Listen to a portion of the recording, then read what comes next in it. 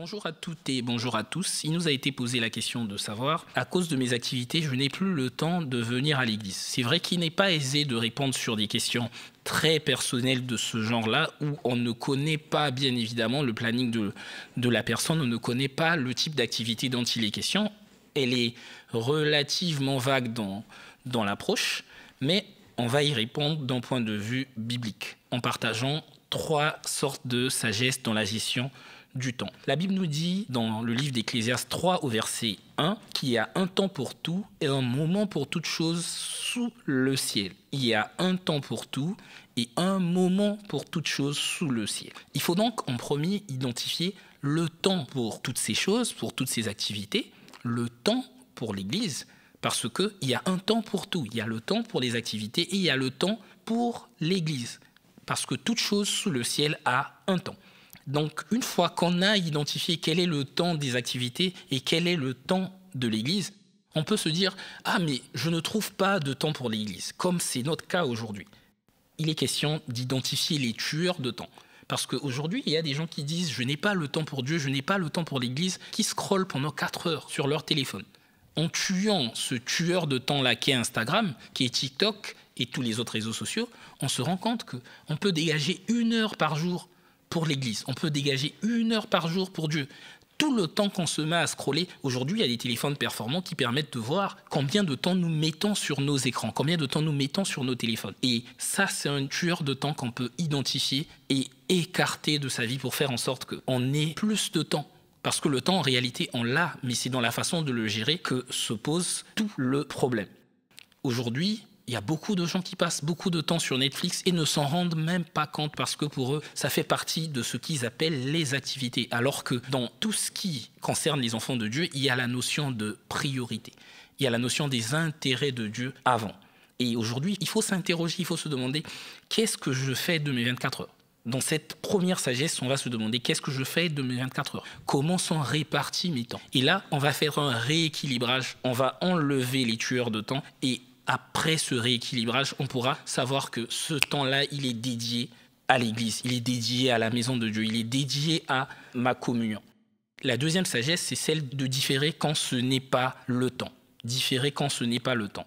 La Bible nous parle de cette histoire de Jésus, où on nous dit que les sœurs envoyèrent dire à Jésus, donc dans Jean 11, au verset 3, on nous dit que les sœurs envoyèrent dire à Jésus « Seigneur, voici celui que tu aimes est malade ». Chose étonnante, au verset 6, il est dit « Lorsqu'il lui apprit que Lazare était malade, il resta 2 jours encore dans le lieu où il était. » Il resta 2 jours encore dans le lieu où il était, alors qu'à ce moment-là, tout le monde pourrait se dire si c'est quelqu'un qu'il aimait, si c'est quelqu'un en qui il avait toute l'affection, il serait normal que Jésus se déplace et qu'il fasse ce pas-là pour aller vers Lazare.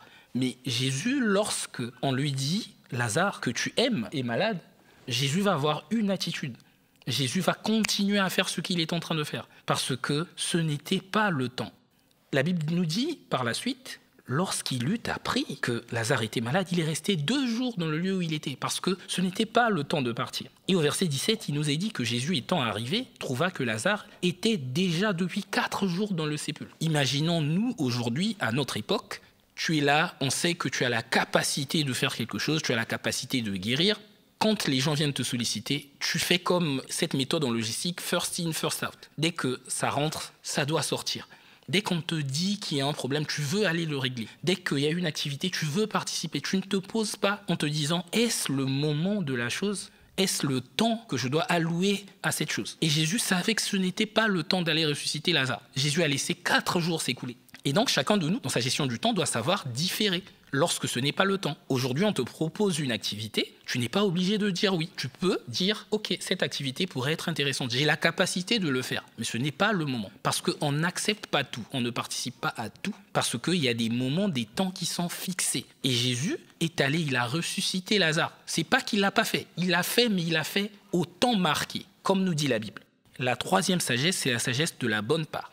Il nous a dit que Jésus avait été reçu toujours chez les sœurs de Lazare. Marthe, donc au verset 40 de Luc 10, il nous a dit que Marthe était distraite par beaucoup de soins du service. Or, elle vint et dit à Jésus, « Seigneur, ne te mets-tu pas en peine de ce que ma sœur m'a laissé seule pour servir? Dis-lui donc de m'aider. » Parce que pour Marthe, c'était logique que nous sommes là, le Seigneur est là, il faut que nous travaillions, il faut que nous fassions des choses. Mais Jésus a regardé Marthe, il lui a dit, « Marthe, Marthe, tu t'inquiètes et tu t'agites pour beaucoup de choses. Mais une seule chose est nécessaire. Or, Marie a choisi la bonne part qui ne lui sera point ôtée. » Or, Marie a choisi la bonne part qui ne lui sera point ôtée. Il faut toujours te poser la question, entre venir à l'église et aller participer à cette activité avec tes copains, quelle est la bonne part? Qu'est-ce qui me sera ôté? Demain, qu'est-ce qui me restera? Entre ma famille et ce temps de chill, qu'est-ce qui me restera? Entre ma communion avec Dieu et mes amis, qu'est-ce qui me restera? Entre les sorties avec les potes et ma communion avec Dieu, qu'est-ce qui me restera? Entre la vie de Dieu que je transporte, entre la communion que Dieu veut que j'ai avec lui et les temps de chill à l'extérieur et Netflix et Instagram, quelle est la bonne part pour moi?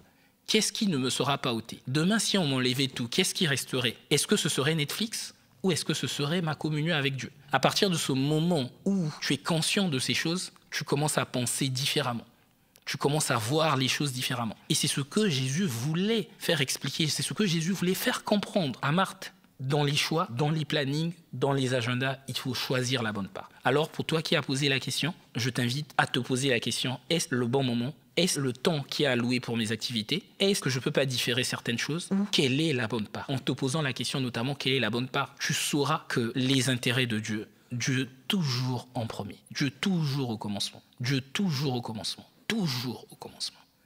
Le temps de venir à l'église, on ne dit pas que ça sera tous les jours à l'église, mais on dit qu'il y aura un temps alloué pour venir à l'église, parce que la Bible dit qu'il y a un temps pour tout et un moment pour toute chose, y compris le temps de l'église.